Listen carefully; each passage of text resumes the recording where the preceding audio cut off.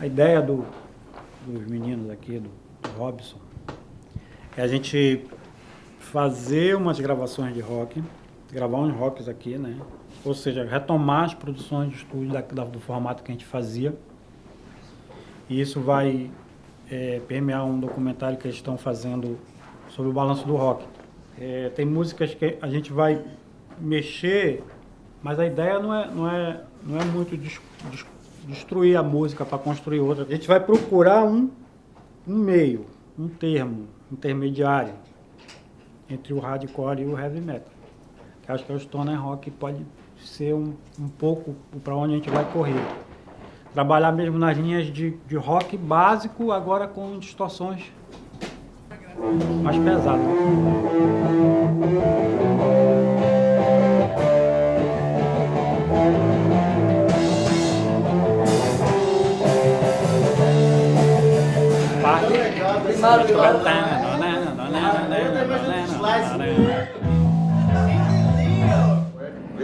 A gente escala o Bala e a Nora para fazer os vocais de frente. O cara entra.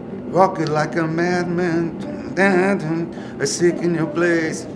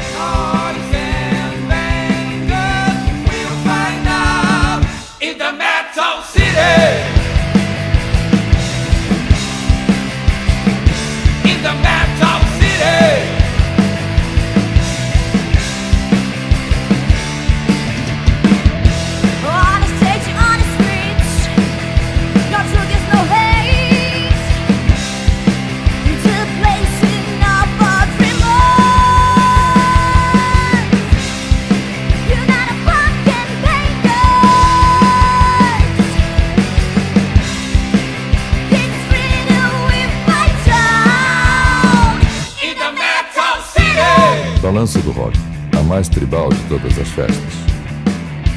Pablo é o integrante mais novo da banda Delinquente.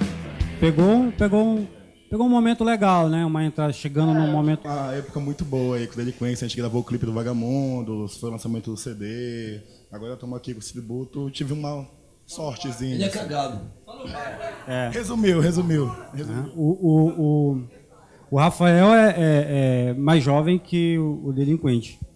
Na verdade, eu tenho a idade da banda, olha. Papai tava me projetando na hora que a banda tá se formando. Cara, Eu tomei uma com o pai dele.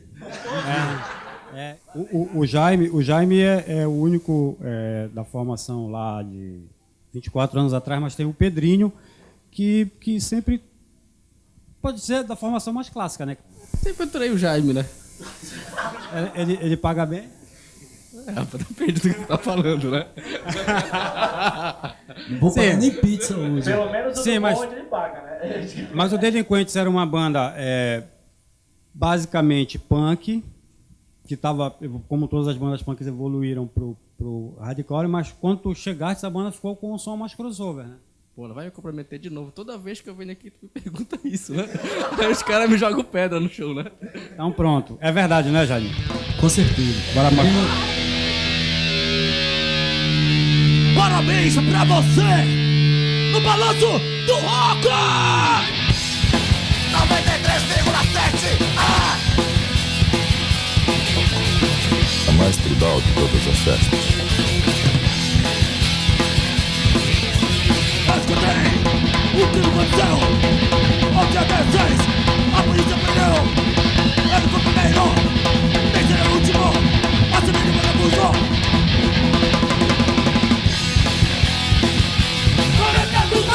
O cara tem uma banda de rock e não sabe como é que ele vai fazer para aquela música dele tocar, né? Tem lá, pô, tem sábado à tarde, tem um programa que só toca rock, cara. E assim, quando a gente tava ouvindo o Balanço do Rock num sábado, assim, geralmente, que era uma galera, assim, reunida, E de repente rolava um Baby Lloyd, Contraste Social, Gestapo, que eram as bandas da época. A gente pirava, cara, sabe? A gente, tá rolando, agora vai. Aí meu irmão mais velho falou assim, ei, Everaldo, cara, agora eu tô ouvindo a rádio aqui, aí, porra, passei por alguma rádio, tava ouvindo um programa com uns sons de maluco doido, igual esse que tu escuta aí. Eu disse, qual era o nome do programa, onde é que era? Eles não sabiam nem qual era a frequência. Eles pegavam as bandas de fundo de quintal, de pátio, de garagem, aquilo que a gente chama de underground, e trazia para dentro do estúdio. Então, dificilmente eles tinham condições de trazer o material pronto. A maior parte do material era produzido dentro dos estúdios da cultura, sob o oferecimento do Balanço do Rock. O Balanço do Rock virou esse ponto de encontro. As pessoas vinham para cá nesse horário de 4 horas, muitos depois iam partindo para tomar uns goró, outros iam fazer shows, outros iam passar som, outros iam ensaiar. Mas passavam por aqui. Às vezes nem para participar, só para conversar. As bandas chegavam aqui, pegavam um produtor como o Beto, que tinha um programa, olha só, no mesmo lugar, tinha um programa, tinha um estúdio e tinha a vontade de gravar. E detalhe, de graça, meu amigo, de graça. Esse movimento, ele sempre foi muito espontâneo, as pessoas vão se encontrando naturalmente. Eu sinceramente, eu não sei quando eu encontrei o Beto Fares. Eu sei que a gente começou a fazer coisa junto. Por exemplo, o Beto gravava lá umas fitas cassete e eu patrocinava as fitas, né, a duplicação das fitas, sabe? Lançamos várias fitas cassete, sabe, né? Pegava os artistas, as bandas iam para lá, para o estúdio da Funterpa, gravava, aí eu mandava fazer na gráfica o encarzinho da fita cassete e a gente distribuía isso. Se tinha uma porta para a rua, era do Balanço do Rock. Todo mundo ouvia a rádio.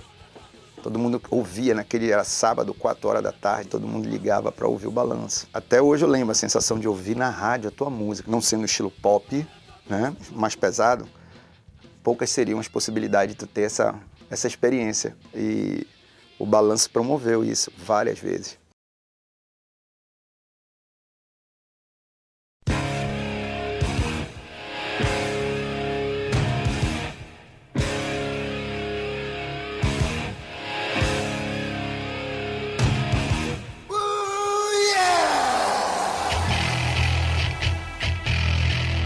O som de todos os metais escorrendo pelo mesmo esgoto.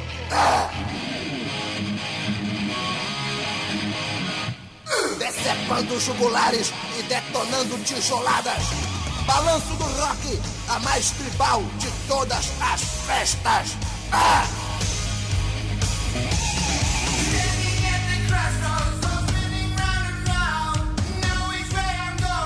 Esse tema que abre o programa é esse som aqui, ó. É do Armorhead Center. E a gente usou essa música como tema há muito tempo. Aí ela... O que rola tem que escutar o barulho do vinil, lógico, né? Que é justamente na abertura. Armorhead. É o Armorhead Center.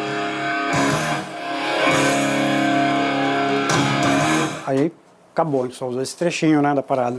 E aí a gente pegou esse som aqui, que é justamente um baixo distorcendo, né? É isso, ó.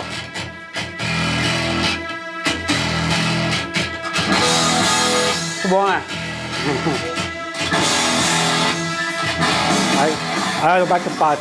Muito bom, né? Então a gente pegava assim, escolhia esses riffs, trechinhos de música, pra gente montar as coisas do programa, né? E no momento que a gente criou o mote do programa. Assim, pô, o rock é muito tribal. Pô, ver quando o pessoal tá dançando, né? Aquela coisa dos cabelos, assim. Aí é uma coisa assim muito tribal e a Linda criou o mais tribal de todas as festas. Balanço do Rock. Aqui toca rock.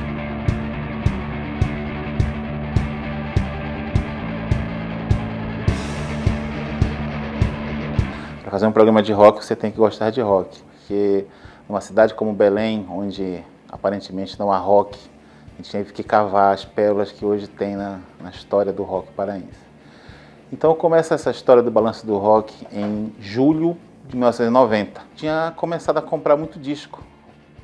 Eu via muito rock, eu via basicamente Beatles, Stones, Led Zeppelin. Eu era um estudante de engenharia e fazia musicalização. Estava estudando musicalização na época e escutava muito rock, né?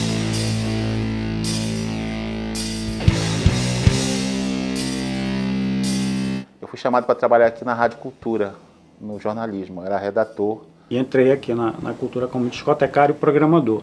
Encontrei aqui um amigo, Marcelo Ferreira, que já era produtor da Rádio Cultura. Trabalhávamos dentro do arquivo, né, onde ficam os discos e tudo. E nesse arquivo, lá onde a gente trabalhava, fazendo as programações musicais, tinha o Marcelo Ferreira, que era já um cara que tinha entrado um pouco antes de mim aqui. E ele tinha um amigo, que era o Felipe Gillet, que trabalhava na recém-inaugurada TV Cultura. E ele era um cara assim que vivia muito, respirava muito essa história do rock. E eu conversando com eles, olha, tô ouvindo muito rock de novo. Pô, cara, por que a gente não faz um programa para falar de rock? Bola aí um plano, faz um projeto. Aí eu sentei para fazer um projeto. E disse assim, vamos fazer um programa que fosse contar a história do rock primeiro, para situar o ouvinte. Então, eles propuseram fazer uma série de programas. Eram 3 meses de programas, né? Todos os sábados. Aí eu fui convidado, né, a participar do programa. Porque todos sabiam que eu era um colecionador de discos e tinha muito disco e era um cara muito apaixonado por rock. Estreou no dia 21 de agosto de 1990 e teve um ouvinte que ligou. A primeira música que eu separei para tocar, o primeiro disco foi o Fragile, do Yes. Eu queria tocar Roundabout, para eu ouvir lá de casa como é que ficava isso tocando no rádio, né? Aí foi minha primeira sensação de poder. Foi tocar Roundabout do Yes na Rádio Cultura. Úrsula Vidal, primeira apresentadora do Balanço do Rock. Ser a primeira apresentadora do Balanço do Rock faz com que eu tenha uma consciência da era jurássica a qual eu pertenço. Que o programa tem um tempão, né? Queria que você lembrasse um pouquinho como é que foi essa chegada no Balanço do Rock. Olha, eu já tinha começado a trabalhar na TV, né? Eu tinha 17 anos na época. E aí, eu já tinha feito rádio, né? Eu tinha feito rádio na Rádio Cultura, que eu comecei com 15, aí depois... O Balanço do Rock era um programa muito, eu lembro, visionário para a época. E ele surge num período onde a cena musical do rock and roll paraense, ela estava ainda num período de efervescência. Eu me lembro que a gente tinha uma cena musical que eu não conseguia comparar, por exemplo. A gente via uma cena musical muito forte do Rock Brasil, assim, Brasília, São Paulo no cenário underground, o Rio de Janeiro com aquela coisa mais gaiata. Mas a cena do rock and roll paraense era uma cena consistente do ponto de vista da qualidade musical, da qualidade poética das músicas, da performance, da personalidade dos músicos no palco. Cada grupo, né, cada conjunto tinha a sua personalidade. Então, quando você via um show, era um show de rock and roll da pesada.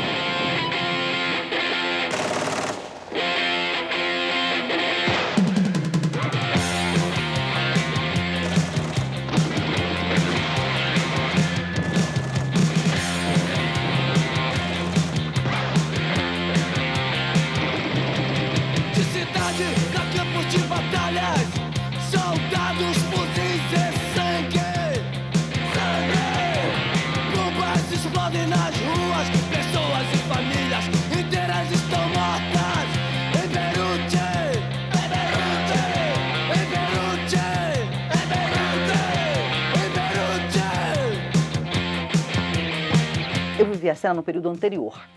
Eu já fazia rádio há algum tempo, né?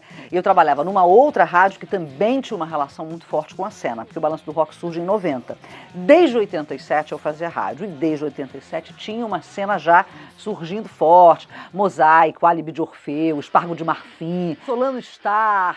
Enfim, tinha uma... Gente, eu não posso esquecer de ninguém, mas eu vou esquecer, faz muito tempo, tá?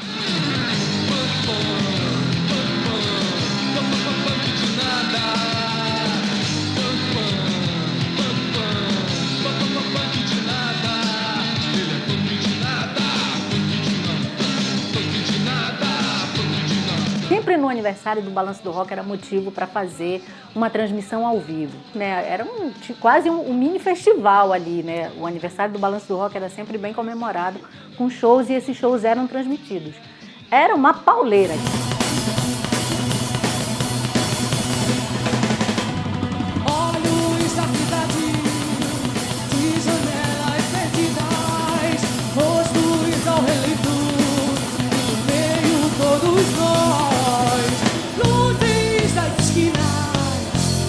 mas dava tudo certo no final. E hoje a gente, como já falou para vocês, tem um monte de convidado especial aqui. Eu vou conversar aqui com o Marcelo. Deixa eu só dar uma palavrinha. As pessoas que estão ouvindo, e algumas pessoas aqui devem estar pensando, por que a Linda está falando com o Beto no programa? Porque a Linda foi uma das apresentadoras do Balanço do Rock. Na época eu era Linda Davis, a malvada. Eu peguei aquela fase mais heavy metal, mas já entrando pro pop rock, mas ainda era bastante heavy metal. E eu acho que o Balanço do Rock, ele tem uma importância muito grande, não só como programa de rádio, mas como um programa de inclusão artística, né? O Beto Fares, que era o produtor do programa, ele tinha um trabalho muito interessante, ele e o Felipe Gillet, que o Balanço fazia essa circulação, essa difusão desses artistas que estavam à margem, né? Pessoas que nunca iriam ter possibilidade no mercado fonográfico. Assim foi feito com o Baby Lloyd, com o Retaliatory. Essas bandas surgiram para o público dentro do Balanço do Rock. Eu acho que o Motorhead... que digamos assim, é o tio de todo mundo. Acho que o Motorhead é a grande banda. Se é que a gente pode dizer que o Motorhead é metal, que para mim o Motorhead é rock and roll valendo. Rock and roll valendo. A partir do segundo programa, do terceiro, nós já começamos a ter um retorno dos ouvintes, né? As pessoas ligavam e nós notamos que as pessoas ligavam para elogiar, mas também para fazer pedidos. Aí pedia tudo. Led Zeppelin, pedia na Black Sabbath, muito aqui, Belém, metal, né? Então, muitas bandas de metal. E um ou outro grupo que a gente não conhecia. Começamos a descobrir que uma das bandas mais pedidas do programa era local. Tinham muitas bandas que eram local. E o que é que aconteceu? Nós começamos a divulgar na rádio que nós não tínhamos discos ou fita dessas bandas. E que o Balanço do Rock era feito com discos nossos, meus e do Beto. Então, se você quer ouvir aqui tal banda, traga o disco para cá que a gente vai rodar. As pessoas, eu posso levar meu disco? Aí eu atendi o telefone. Eu passei a atender o telefone. O Beto fazia a produção e eu ficava no telefone anotando. E essas bandas que eram pedidas começaram a aparecer. Elas começaram a surgir, essas bandas, e virou assim um encontro, um ponto de encontro. Começou o programa, o telefone não parava. E as pessoas realmente ficavam na porta querendo entrar. E o Balanço do Rock era a casa deles. Eles vinham, passavam a tarde conversando com os produtores do programa. E era uma forma de inclusão muito interessante, que eu acho que o Balanço do Rock sempre teve esse papel de contribuir para movimentar a cena roqueira local mesmo. Balanço do Rock, o programa de rock da Rádio Cultura.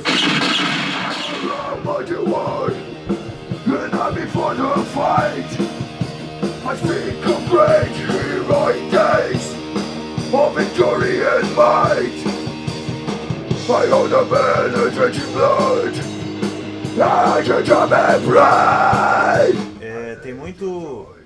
Tem muito prato durante a música. A gente precisa equilibrar isso. Tanto som de bumbo, som de caixa. Que a gente foi fazer o contato, né, cara? O contato com ele lá no Guamá e tal, que a gente não conhecia esses bichos.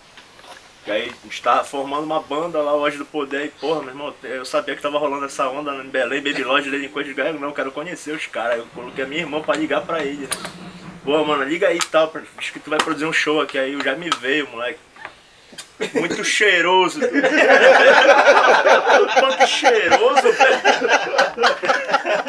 Camisa do carro, minha quarta, calça de vinho colada assim pra dentro do coturno, mas... Minha história no Balanço do Rock começa. Minha primeira entrevista na rádio foi na época do Rock 24 Horas, com o Baby Lloyd, né? Com a Linda Ribeiro apresentando.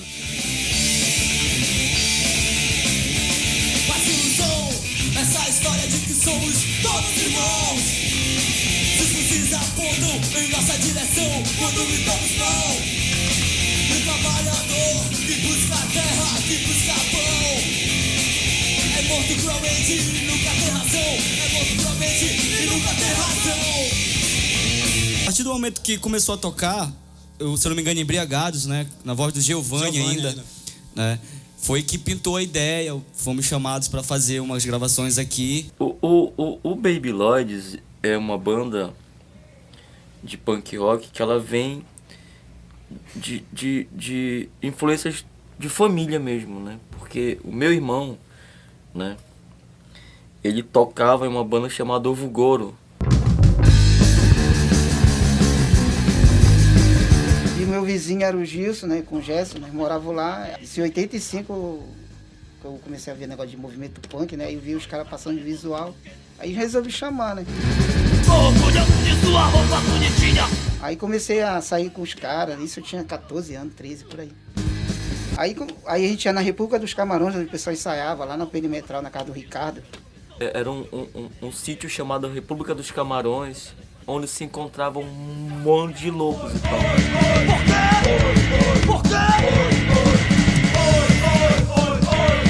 Aí tinha Ovo Goro, aí já tinha o Desacato Sociedade. Ácido Cítrico, né? Desesperados, junto com o Jaime, né? Eles formavam uma banda também de rock. Eu acho que uma das primeiras bandas de punk rock, né? Da cena. Ensaiava todo mundo no mesmo lugar. Os caras deixavam os instrumentos e a galera ia por lá e tal. Opa, numa manga daqui, uma manga dali, ia pegando os instrumentos, né? Aprendi na hora lá, cara. Tocava com o dedo assim e tal, fazia assim mesmo. Aí depois que eu fui pegando as manhas lá, treinando lá. Mas foi assim, na doida mesmo.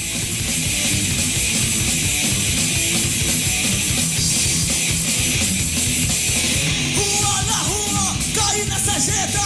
Rua na sarjeta, caí na sarjeta. Na rua da amargura, na rua da miséria, miseráveis à toa, a eles do Natal, descanso. Aí resolvi montar uma banda lá no bairro do Guamá, que durou 1 ano, mais ou menos, o Ódio do Poder. E aí depois o Jaime do Delinquente percebeu que eu tinha a gente era muito novo, mesma faixa etária dos caras do Babylon. O Jaime, e moleque, é o seguinte, tem os moleque lá do Guamá e tal. Olha o Jaime, moleque.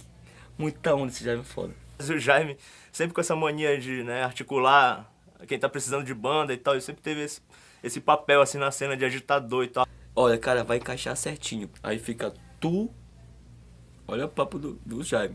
Fica tu, Sandroca, Giovanni e Régio na bateria. Aí entrei, peguei, fiquei 18 anos na banda. Aí deu o que deu, né? Os 2 Rock 24 horas e essa sequência toda do Teatro Valdemar Henrique, né? Que foram vários shows.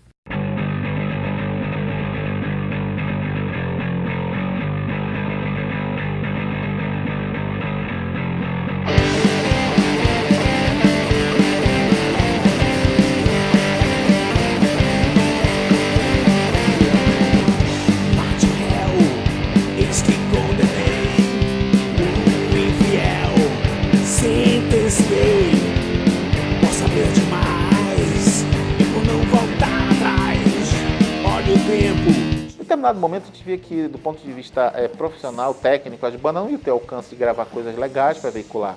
Então, basicamente, o balanço do rock era restrito a nossos discos. Aí foi inaugurado a mesa que havia antes aqui no estúdio e o Beto começou a brincar com aquela mesa.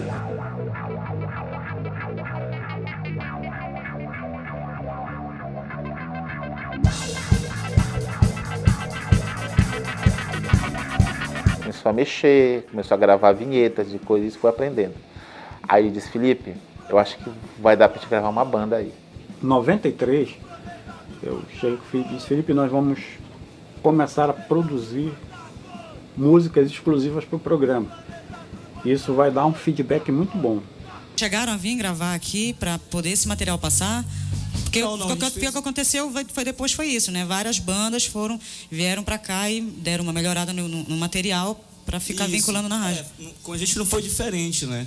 Nós tínhamos outros materiais e tal de fora e tal, mas nosso som começou a tocar no balanço. Não tinha lugar, né? A gente fazia show aqui, ali, aquelas coisas pequenas, mas a gente não tinha onde divulgar o nosso som, pô. Ninguém só ouvia quem ia no show, então a gente fazia uma demo e passava pro pessoal. Aí quando pintou o balanço, a gente falou, pô, Beto, a gente quer lançar uma demo, a gente não tem grana, tem aquela condição, ele vem gravar aqui. A gente tem um espaço, a gente tem um rock, a gente tem um programa de rádio. Vocês topam? A gente topa, entendeu? E eles deram de presente tal. O estúdio a gente fez o primeiro Qual o Futuro das Crianças do Brasil. Eu tive o prazer, quando eu peguei o Babylon já era uma banda pronta. A gente só fez gravar som e mandar pro público, não é isso, velho? É isso aí, pra gente, né, cara, é sempre um prazer muito grande, né? Participar, ser chamado para participar desse tipo de evento. Foi no programa ao vivo, se eu não me engano. Ao vivo no Balanço do Rock, aniversário, acho que do Balanço do Rock. Era ao vivo, né? Tipo assim, ó, cara, vocês vão tocar, tá aqui, ó. Liga tudo, passa o som, gravando. Então toma. O mendigo ensaia o verso, mas por perto não há ninguém para escutar. Ele se cala, pois sua voz é triste e às vezes é melhor sofrer em silêncio. Eu queria mostrar uma coisa pra vocês. Uma peça rara, uma relíquia. A primeira fita cassete, primeira demo da banda. Essa daqui já foi uma versão ampliada, lançada em 2000. A primeira versão foi lançada em 98 e ela foi gravada ao vivo no estúdio da Rádio Cultura FM pelo Beto Fares. Embalados a vácuo, andando sobre a superfície solar, de pés descalços, agora toda a água do meu corpo veio do espaço. Hoje em dia, a gente tá tocando bem menos, por falta de tempo de todo mundo. Mas a vontade de tocar nunca parou. E sempre que tem oportunidade, por exemplo, antes, quando nós tocávamos com mais frequência, a gente também brigava com mais frequência. O vocalista do Norman Bates, o Carlos Brengarten, tinha a ideia da banda, mas não tinha saído do quarto ainda de ensaio. E aí convidou o Jaime e falou: ó, Jaime, eu tô precisando de gente pra tocar, montar uma banda assim, assado, 2 guitarras, 3 vocais. Aí o Jaime chegou comigo: olha, banda tipo que tu gosta, tipo Titãs, assim, com vários vocalistas, 2 guitarras, a gente meteu até percussão no início. Aí veio o Norman Bates já nessa fase, no Na Figueiredo, que a gente estreou. E a gente vai escutar o som de uma banda que eu gosto muito, que eu tive o prazer de produzir o primeiro CD. A minha primeira parceria assim com o Na Figueiredo, vamos dizer assim, eu como produtor musical e o Na Figueiredo como produtor executivo, é o Norman Bates, banda do coração do Beto Fares.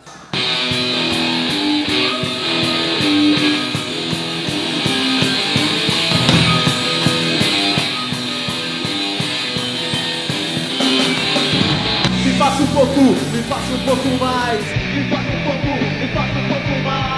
Me traga seus olhos, me faça sorrir.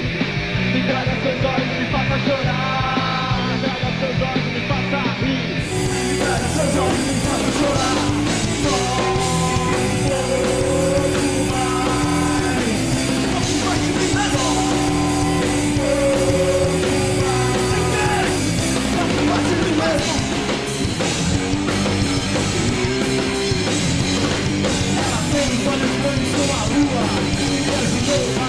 E apareceu o Norman Bates, mas aí numa linha de punk rock mais oitentista, já aquela linha do rock nacional que fez sucesso nos rádios, né? Mas não aquele lado A, o lado B, né?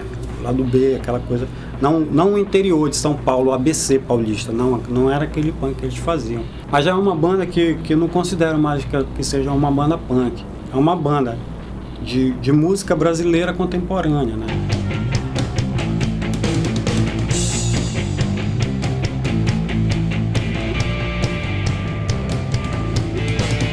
Único animal que raciocina.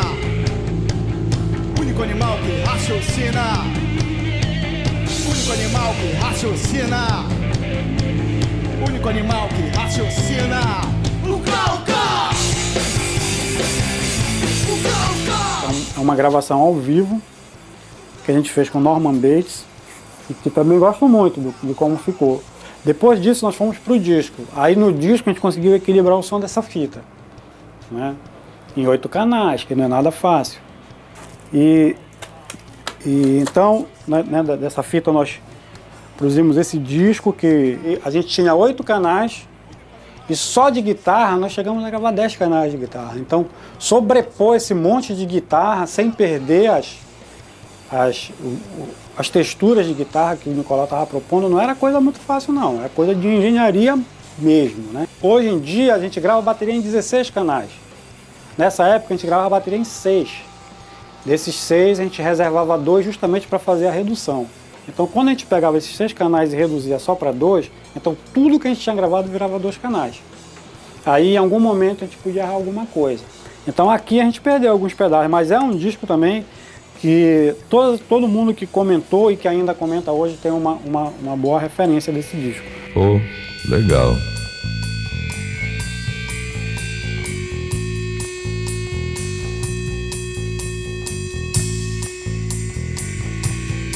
A loja Na Figueiredo também está fazendo 15 anos nesse momento. Na hora do surgimento do programa, do Na Figueiredo. E aí, Beto? E aí, o Na Figueiredo estava montando a loja, então ele, eu acho que é o maior empreendedor do rock paraense. Fala, Ná. Oi. Fala, velho. Oi, Ná. Cara, tem que ligar, tinha que dar parabéns aí pro meu programa favorito. Na realidade, é o programa favorito de quem gosta de rock. O Balanço do Rock e a Na Figueiredo já fizeram muitas parcerias, né? Inclusive ajudando as bandas a lançar disco, né, Ná? O Ná tem um selo ainda, né, Ná? É. O teu selo tá de cima, tá lançando coisas ainda? Falou, Beto, um abraço. Ele não tá me ouvindo, mas tudo bem. Ei, Ná. Tá aí, um abraço aí pra você. Um abraço. Falou, então. O Na Figueiredo é um dos caras mais importantes do rock daqui. Pouco percebido. O maior catálogo de rock que tem paraense é do Na Figueiredo. É da Na Music. Cara, é o seguinte, em 83 eu fazia letras lá no FPA, né? E 20 e poucos anos, não tinha profissão, não tinha nada, só que eu sabia pintar camisa. Isso virou o meu meio de vida. E nessa história eu comecei a comprar camisa de rock, comecei a comprar vinil, que não tinha loja em Belém que fazia isso. Não tinha uma loja específica para rock and roll, para esse público, né? E a minha loja transformou nisso. A primeira banda a ter boné, camiseta, na época o Sepultura tinha lançado o Beneath the Remains, e ele saiu com aquelas calças de moletom com a Sepultura escrito e tal. A gente tinha uma calça também, que foi quando o Na Figueiredo começou a trabalhar com isso. Então uma loja bem pequenininha. Aí a gente foi lá e ele já dava apoio e tal. Daí em diante as outras bandas também começaram a fazer e foi bem bacana nessa época. A gente vendia esse material e conseguiu uma grana para gravar as demos. E daí a coisa começa assim a evoluir, né? Pegou a força do início, cada um no seu bairro, fazendo o que tinha que fazer naquele primeiro momento. Aí depois vem esse suporte que é a rádio. E o NAC também apoiava as bandas, a galera ia lá, e ele fazia camisa e tal, né? Nessa história toda, eu fazia camisa e eu tinha fazer um fanzine. E eu comecei a levar esse fanzine lá para distribuir gratuito na posta do Valdemar Henrique. Porque aí o Valdemar Henrique virou-se o ponto de referência, né? E quando disseram assim, bom, vai abrir pauta pro Valdemar Henrique, a Secretaria de Cultura disse, não, vai ter que ter show também e tal, tá, mas ele não esperava que o pessoal de rock, de heavy metal fosse querer fazer show ali. Só a rádio, só o balanço, teria um alcance X, né? Mas se não tivesse o show ao vivo, e aí ficava pela metade, né? Então o Valdemar era essa perna. De terça a domingo, eu me lembro de sair de casa, na época que a gente saía de casa todo santo dia, quando a gente é muito jovem, de terça a domingo, de segunda a domingo eu estava na Praça da República, enfiada em algum show ou para nada. Só ali pela frente. Pô, mas a Praça da República já estava sendo o ponte da galera de se encontrar, né, cara? O teatro estava ali no meio, ali, pô, tinha que fazer parte dessa história. O tempo inteiro o teatro estava cheio. O cara não queria, às vezes, saber quem é que ia tocar. Ele ia pra praça, porque ele sabia que ia ter show. Era quinta, sexta, sábado. E aí, meu amigo, banda pra caramba pra tocar. Muito público, muita banda. O Valdemar Henrique só tocava as bandas de rock. Você tinha um teatro com uma acústica maravilhosa, sabe? A acústica do Valdemar Henrique é muito boa. Um local pro público ir, uma praça. Então a coisa começou a fermentar aí.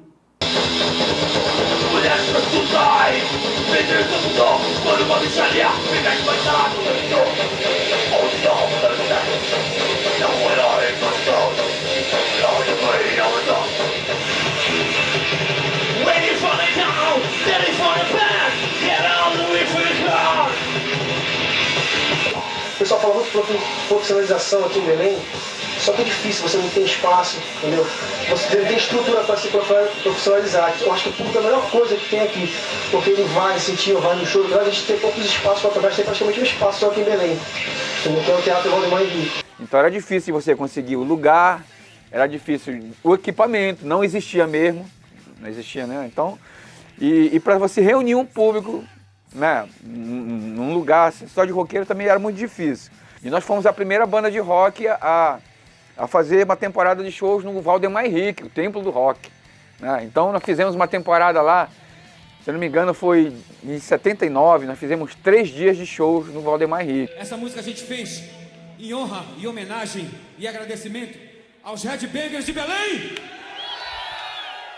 Sou parte disso aqui, sou dessa cidade, dessas veias vão fluir. Boa, cara, nós somos culpados. Olha, e eu vou te dizer que é uma culpa assim que não dói nada, porque depois que o Valdemar Henrique, né, abriu as portas de vez pro rock, e principalmente também nos anos sequentes, nos anos 90, né, no início dos anos 90, ele se tornou o templo do rock.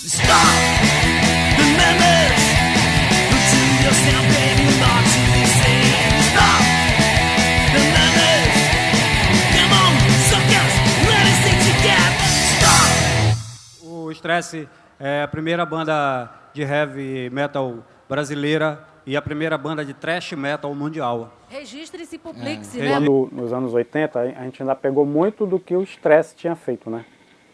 O Stress realmente foi uma banda que abriu muitos caminhos pro rock local, principalmente pro rock pesado. E foi a primeira vez que muitos de nós tivemos contato com essa atmosfera, né, que o rock proporciona quando nós estamos na plateia. Vamos mandar essa música mais pauleira. Sodoma e Gomorra!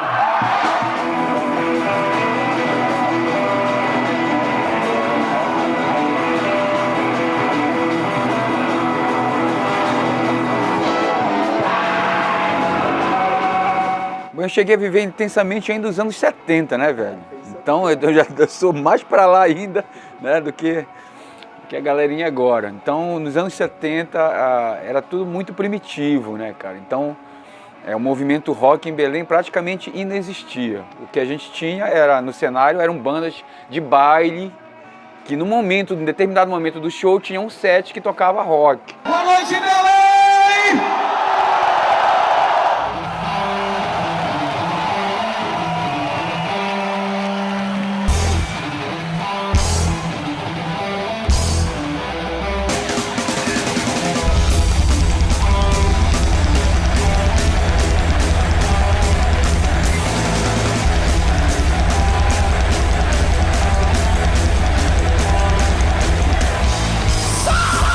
Conheci o Wilson Mota na escola técnica. Nós entramos juntos na escola técnica. Eu tinha 15 anos na época, né? E ele me viu cantarolando uma música do Led Zeppelin no fundo da sala. E eu cantando lá, It's been a long time since I rock and roll. Aí, pô, ele olhou assim, pô, esse cara é roqueiro. Era a senha era essa. Antes do Stress, não tinha nada tão pesado no Brasil. Então, a gente ainda, garotos, o pensamento era o seguinte: o que tem de mais pesado no mundo aí? O mais pesado que tem é Motorhead, é Judas Priest, Iron Maiden. Então nós temos de ser mais rápidos e mais pesados de qualquer outra banda no mundo, velho. E foi com esse pensamento que a gente começou a compor as nossas músicas. Aí o Stress teve o relançamento do primeiro disco, por um selo alemão, aí começou a ter repercussão e a gente voltou a tocar e até hoje a gente está tocando. E os shows do Stress hoje são todos casa cheia. É isso, Jair? É isso, Jair? É isso, Beto? Perguntar pra ele. O tanto que é minha cabeça que eu tenho. 1, 2, 3,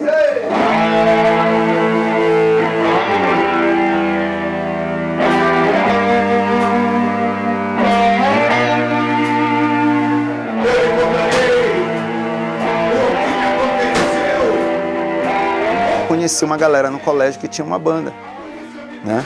Eu disse, pô, eu quero tocar numa banda também, tá entendendo? Pô, bacana tocar numa banda de rock, de metal. Acabei entrando, foi o Caliban. Isso foi em 1986, eu devia ter uns 16 anos, eu acho. E aí eu entrei nessa banda. O Caliban terminou com uns 2 anos, eu acabei entrando no DNA.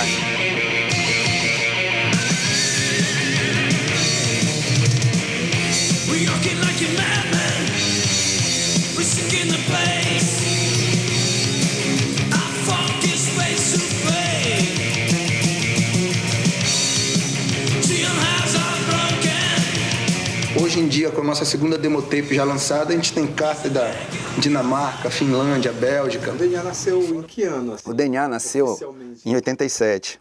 Em 87. Aí o DNA era o Fernando, vocalista, né, que foi o cara que montou o DNA, o Marcelo Chiozaki na guitarra, o PP no baixo e o Beto na bateria. O Fernando depois foi para São Paulo, acabou depois sendo redator-chefe da Rock Brigade e tal. O PP acabou saindo da banda depois de um tempo, foi quando eu entrei no lugar dele. Depois entrou o Mauro na bateria. E essa formação que está hoje tocando, na verdade, foi a formação que mais tempo ficou no DNA, que gravou as demos e que mais fez o nome, né?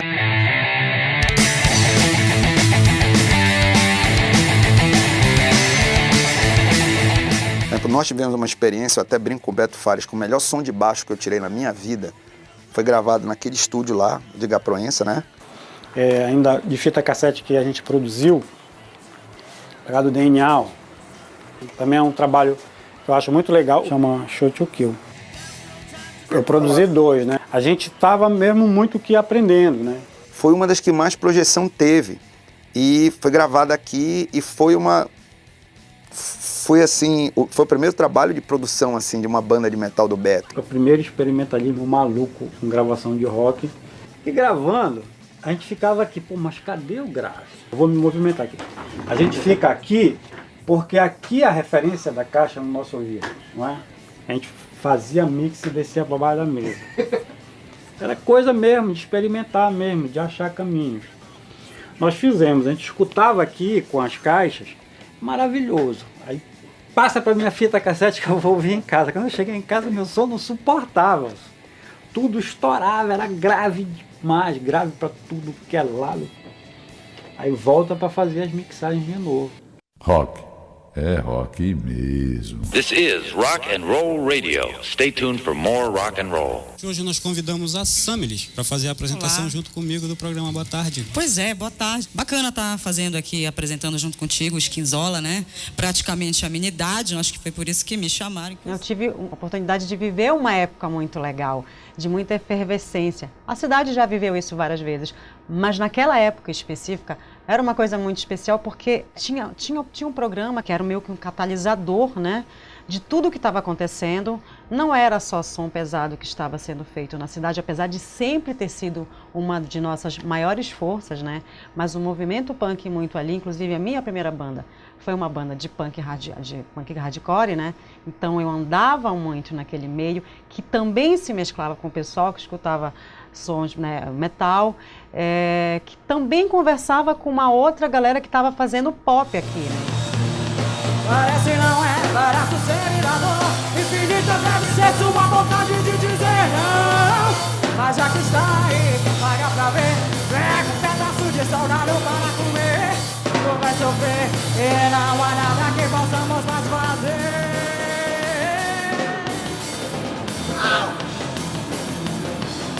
Madame Satã, uma banda Beto conceitual, performática, que não é só sonoridade. Eles fizeram um CD com uma capa muito boa, qualidade de som muito boa e todo o trabalho sonoro, obviamente, que é o que importa, de primeira qualidade. Agora eu quero fazer uma pergunta aqui pro Felipão. Felipão, como tu te sentes vendo a Samilis, de 9 anos, começou a escutar o Balanço do Rock com 9 anos e agora ela cantando aí? Com 9 anos?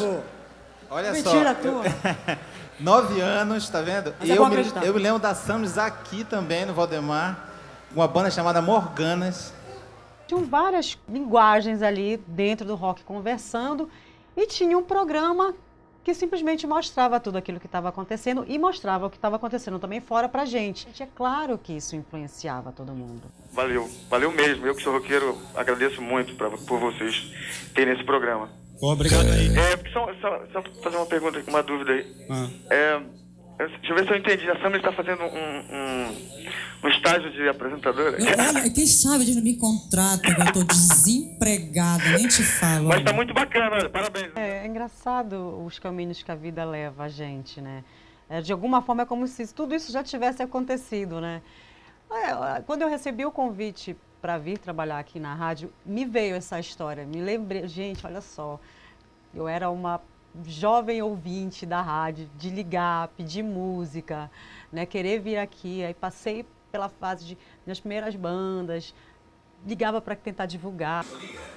10h35, a gente segue de música com a Annelise Assunção, inconcluso. E estou trabalhando aqui, né? Então, eu meio que acho que a minha própria história com a música, com certeza, se mistura aqui na rádio, né? Se mistura com o programa em si, o Balanço do Rock. Eu acho muito sensacional isso, né? A mais tribal de todas as festas. Muitas bandas estabelecidas na cidade, muitas bandas estabelecidas muito boas, muito boas. A gente resolveu apostar em uma outra banda, que não tinha guitarra que prestasse, não tinha bateria que prestasse, não tinha nada que prestasse, tudo era muito ruim. Mas a gente via ali o diferente, e as pessoas precisavam conhecer aquilo, eu achava. E a gente apostou e terminou dando certo, né? Terminou dando certo e terminou o Retaliator virando uma das grandes bandas da cidade. Ainda em rolo, original.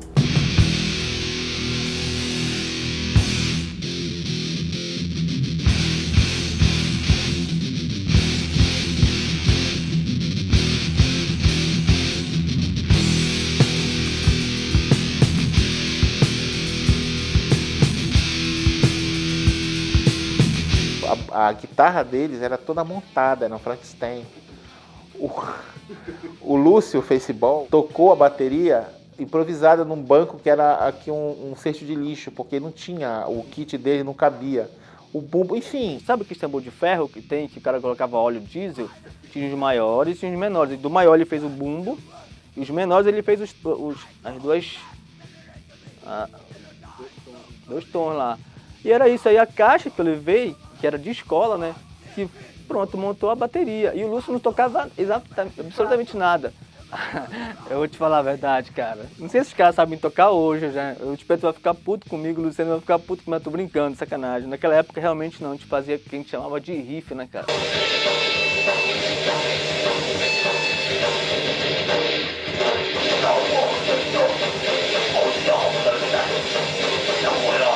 Aqui o ambiente era rock, meu amigo. É isso, rock é assim mesmo, não é bonitinho não, é como andar, tem que ter atitude. E era o que acontecia aqui. Acho que a empolgação nossa é que fez ele perceber, talvez, né, que, porra, de repente era interessante isso. Aí ele trouxe a gente pra cá, pra rádio, pra apresentar no programa. E depois a gente ficou amigo mesmo. A gente fala mais da realidade, mas assim, coisa de favela, esse lance que tem muito a ver, porque nossa banda aqui, a maioria é tudo, são mais humildes. A gente convive com esse lance todo dia mesmo. Pessoas muito humildes. E, pô, virei amigo de todos eles. O Lúcio Faceball, que era baterista, eu virei amigo da família dele, sou amigo da família do Lúcio até hoje, assim. O Lúcio foi o cara, assim, que ele chegava com os discos mais pesados ainda, de sons que eu não conhecia. E assim dizia, levava lá no programa na hora e dizia, pô, velho, eu vou tocar sem conhecer. Aí ele tinha coragem de me emprestar os discos. O disco que eu emprestava pro Beto era coisa que a gente precisava ouvir no Balanço do Rock. Bandas pesadas, como o Creator, o Destruction, aqui pessoas que queriam saber. Não esquece do Carcaça, hein? A gente era fanático, a gente gostava, eu gosto e gostava naquela época muito do que eu fazia, né, cara? Tipo assim, a gente fazia, eu, o Espeto, o Lúcio, o Luciano, o cara, todo mundo fazia por amor. Então era uma coisa assim, unia aquela força ali, essa aí é aquilo que a galera ouvia na época e ouve até hoje.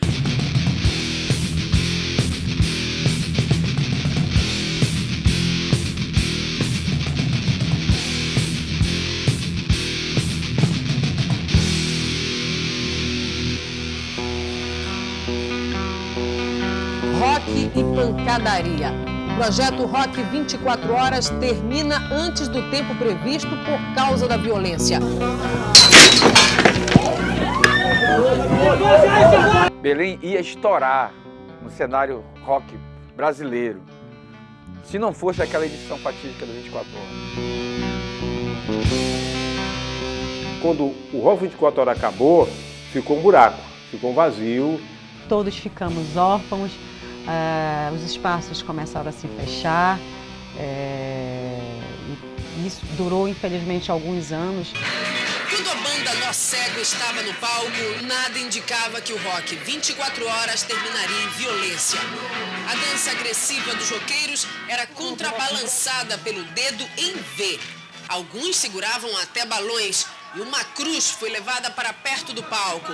Tinha roqueiro pendurado por toda parte. Aquela época era a época em que, a partir dessa divulgação dessas bandas, o movimento foi se formando e surgiram os grandes shows em praça pública. Só que o rock ele começou a marcar muita presença e começou a levar muito público. Então culminou tudo isso com o Rock 24 Horas, né? O pessoal teve essa ideia de unir tudo que estava rolando na cena. O festival foi o grande responsável, né, pelos produtores de todo o Brasil botar as suas antenas ligadas aqui para o rock paraense. O 24 Horas foi importantíssimo para isso tudo. Quando o Jolly Joker começou a se apresentar, a adrenalina explodiu em violência.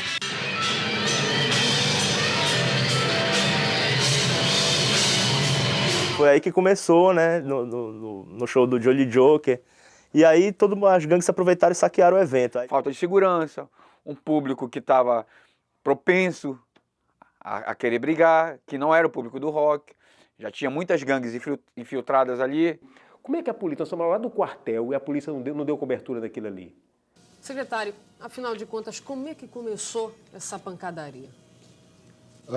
Ao que parece, houve um incidente com relação à segurança do evento, né?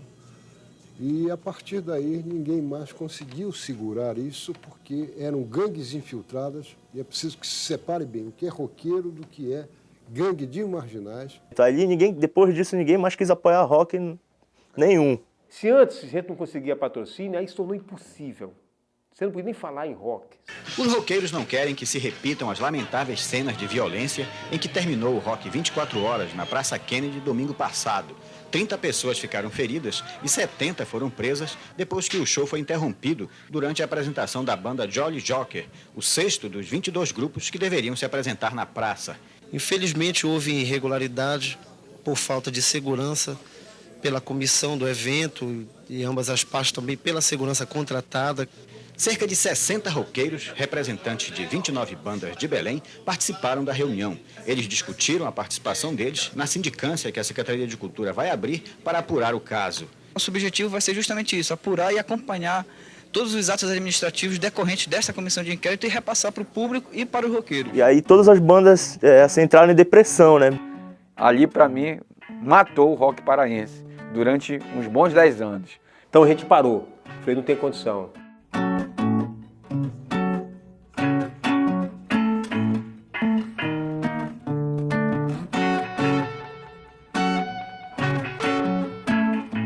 Mas não dava mais para sair fora da história do rock, né? Então vamos gravar, galera. Descobrimos Xodó, era o Xodó, né? Que era o XD aqui, um estúdio. Aí gravamos lá o Açaí Pirão, que era uma coletânea, nós convidamos um bocado de banda que tinha aqui, lançamos Açaí Pirão. Foi o primeiro trabalho da gravadora. Aí daí para frente a gente foi gravando, né? Aí na seguinte veio o Delinquente. Cara, durou 25 anos pra gente chegar a uma noite como essa. E eu vou falar, eu não me arrependo de nenhuma. Valeu! Em todos os países do primeiro mundo, somente o desenvolvimento se faz presente. Em todos os redes, continentes, nas contingentes, sem jeito. Fábrica da miséria. A primeira demo nossa foi Infecto Humano de 88. E com o programa a gente descobriu que poderia rolar lá, né? Isso já nos anos 90, né? Início dos anos 90. E a gente foi lá, foram várias pessoas assim que eram daquele meio na época do punk. A gente foi lá com as fitinhas nossas e pá, rolava. E assim, aí a gente vai construindo, né? A gente vai construindo, acaba construindo um cenário, uma cena, porque tu não vai lá só divulgar o teu trabalho, tu tá levando uma galera contigo. Balanço do Rock ajudou o Delinquente e ajudou toda uma leva de banda dos anos 80 a chegar no ano 2000. E eu só queria dizer que o rock, ele é mais, cara, do que uma onda passageira. Ele é uma marca, certo? Da juventude que a gente carrega com todo prazer. Falou? É isso aí, moçada. Rolou o convite, a gente já estava mudando um pouco o som, mas ainda tinha um pé muito grande no hardcore, né, que sempre foi, né, só que nessa época a gente estava começando a passar para aquela fase mais crossover, já com o Pedrinho, o Sandro, o Ranieri, né, e rolou o convite, né, o Beto Fares chegou, pô, Jaime, bora gravar uma demo. Cara, sério? Falando do Jaime, assim, que foi um cara muito parceiro do Balanço do Rock, a fase da gravação das demo tapes, dos resultados mais legais que eu acho, é isso. Isso aqui é uma das fitas que eu acho que eu ajudei a erguer, que eu considero um super trabalho. A primeira gravação que nós fizemos lá, né, foi em 94 mesmo, foi A Verdadeira Face da Loucura Humana. Eu acredito que foi a primeira banda de hardcore que gravou lá, né, e assim, pra gente era uma coisa meio mágica, a gente já tinha tido experiência em gravações, né, mas não assim naquele nível. A ideia da concepção toda é legal. O Delinquente estava saindo daquela coisa do punk rock, indo para o crossover pela primeira vez. Era a primeira vez que o Pedrinho, que é o guitarrista hoje, tinha entrado para a banda. O Pedrinho tinha uma banda thrash metal, então ele trouxe um outro conhecimento para dentro do Delinquente.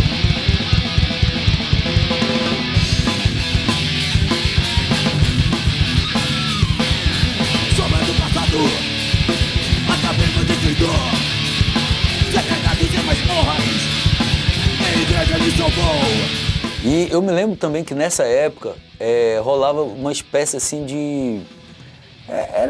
não era bem um concurso, mas era assim, o Balanço do Rock fazia uma premiação, eles soltavam uma premiação todo ano, né? Que eram os melhores do ano e tal. E foi a primeira vez que a gente, com essa fita, a gente levou o primeiro lugar, então, porque era por votação. Detalhe, como não tinha internet, tem até um lance curioso aí, que tinha que ligar para lá. E nessa época era a época dos orelhões, né? Com as fichas. A Sérgia, ela trabalhava com Retaliator. E ela chegava na frente do Teatro Valdemar Henrique com um saco de ficha, assim. Era muito engraçado, que era para dar pros fãs do Retaliator, sabe? Aí a gente ficava, pô, cara, mas a gente não tem grana para comprar essas fichas, cara. Pô, eles vão ganhar da gente, cara.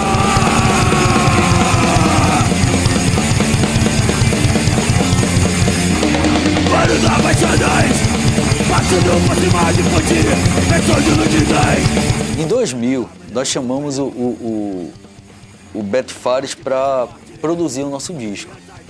E o resultado ficou muito porrada. É um disco, bem dizer, raro hoje em dia, que é o Pequenos Delitos.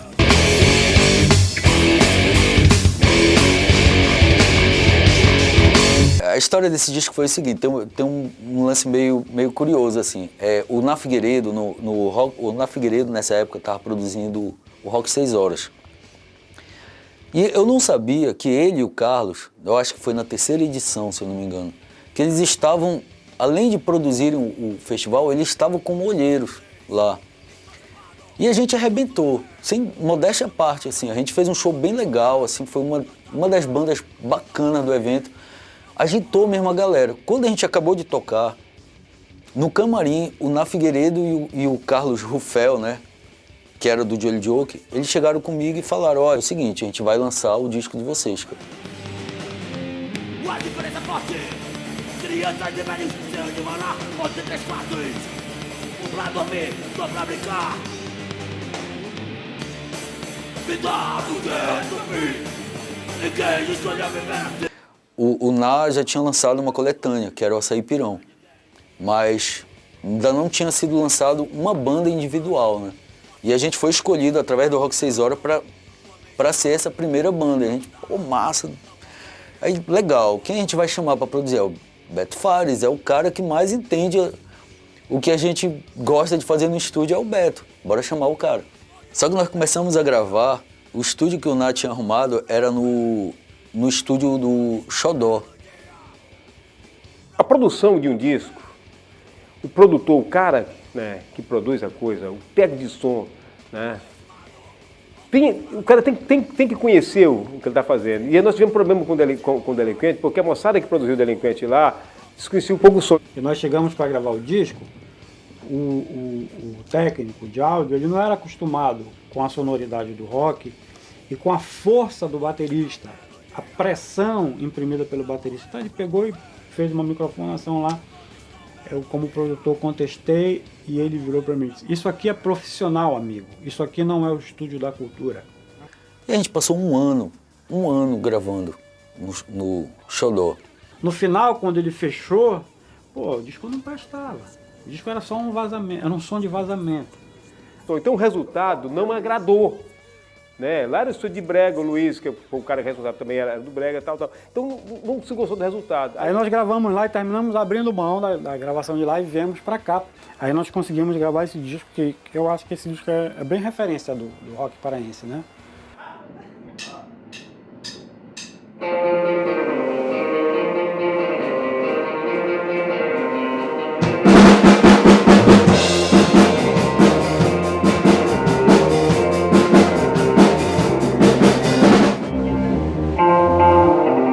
Baixo de Brega mesmo, entendeu? Aí fecha junto. É a line, é assim, é agudo mesmo. A gente começou a pensar que muita coisa que tinha ficado para trás mereciam ser revistas, né? Como eu produzi muitas coisas do Delinquente, cara, tem coisas do Delinquente que mereciam ser ouvidas de outra maneira, para atingir um público maior, que eles têm um trabalho muito consistente, né? E aí a gente foi e trabalhou isso aqui, ó. Que é um tributo ao Delinquente. Uma tarde quente, a utopia veio ao fim. A garganta cortada em briga de botequim. Aproveite bem seus 15 minutos de fama. No aniversário do Balanço, a gente quer homenagear uma banda, né? Só que através dessa homenagem a gente vai fazer o link com outras bandas, a maioria bandas mais novas e de outros estilos. Aí eu, como assim? Não, a gente vai fazer um tributo ao Delinquente, pegando bandas de outros estilos e tal. Aí eu, mas será que isso vai dar certo? Aí eu até falei: pô, Beto, tu não quer chamar um Baby Lloyd de Baixo Calão? Eu falei: não, essas bandas fariam igual. A gente quer bandas de outros estilos mesmo. Engraçado era ver o Jaime vendo as desconstruções, né? Uhum. Desconstruir é fácil, difícil é reconstruir. Porque o trabalho do Delinquentes é um trabalho, não é, sólido. Colocou Sincera, Turbo e o Aeroplano. Aí o cara, como é que vai ser isso? E aí começou a ir mais além, né? Com o Pio Lobato, né? Que na época era o Massa Grossa, cara. Aquilo ali foi sensacional. Fizeram versões assim que eu particularmente, assim, é um CD meu de cabeceira, sabe? Plasma contaminado, infectado pelo pecado. Viaja sem perceber que ao fecundar seu sofrimento começará. Seu sofrimento começará. Nasceu sua mãe. Começou a fazer esses projetos especiais. Até que um dia o Laurentino chegou aqui, porque eu sou o roqueiro mais antigo do mundo, o roqueiro mais antigo do Brasil, não sei o quê. Aí eu virei pra ele: tu é roqueiro mesmo, velho? Eu sou. Eu disse: vou montar uma banda pra ti. Tu topa? Topo. Aí eu disse: eu vou chamar o João, uma pessoa com quem eu gostei muito de trabalhar, que tinha uma visão de produção muito legal. Aí peguei mais o Camilo, né, para compor duas guitarras, para fazer aquela típica banda de rock, com duas guitarras, um contrabaixo e uma bateria. Aí quando nós pensamos a primeira vez, o Ulisses foi o baterista e o Helder F o baixista. Então era uma banda de pessoas super queridas e carismáticas, que todo mundo termina gostando.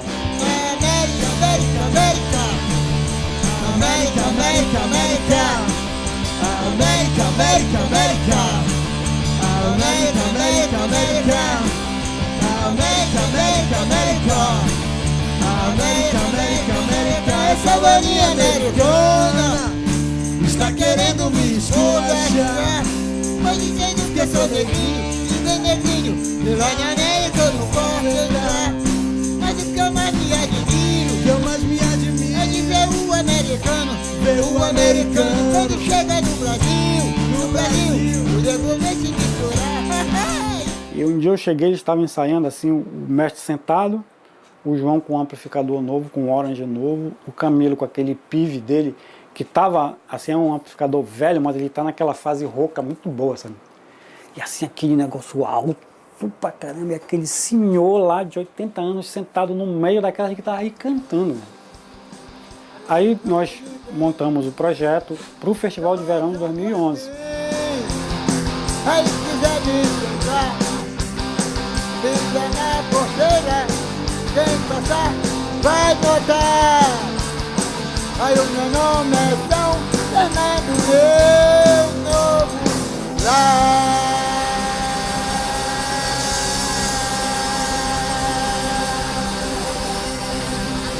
Obrigado! Quando terminou o Festival de Verão, eu disse, pronto, missão cumprida.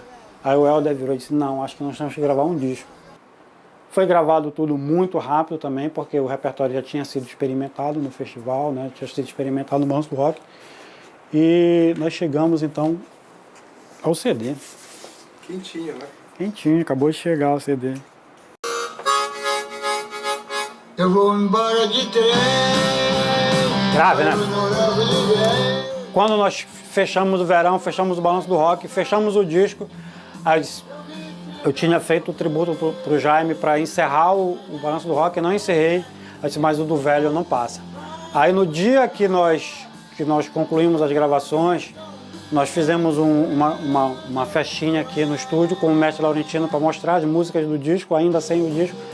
E nesse mesmo dia eu cheguei com o Lucas e com o Raul e disse, olha, o Balanço do Rock é de vocês. Eles não sabiam que aquilo era verdade. E aí foi quando o Beto aprontou aquela lá no dia do programa, né? E foi daquele jeito, assim. Base dos Balanços do Rock, a mais tribal de todas as festas, aniversário de 21 anos do programa. Eu vou passar o microfone aqui pro Lucas e pro Raul. Não teve preparação nem nada, assim, tipo, ele não chegou pra gente e disse, olha, vocês topam assumir o programa? Não, eu falei, olha, tá aqui, agora é com vocês. Vocês vão apresentar o programa agora daqui pra frente. Aí a gente, que cueca, como assim? Falei, bora lá, então toquem uma aí. Aí a banda começou a tocar. Essa surpresa. Daí. É sério. Quanto tempo de banda já? O único da formação original sou eu.